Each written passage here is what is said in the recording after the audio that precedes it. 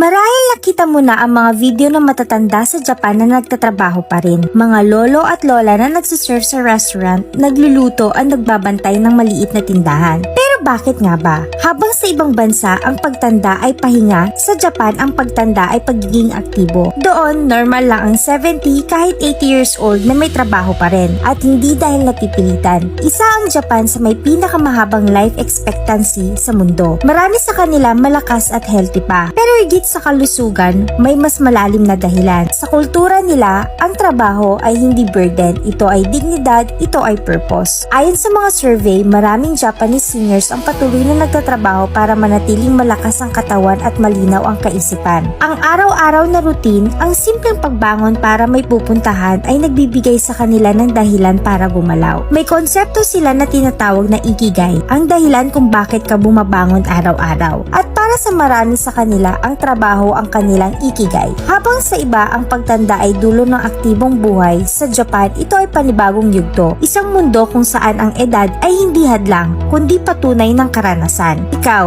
anong edad mo nakikita ang sarili mong mag-retire? I-comment mo na yan and thank you for watching!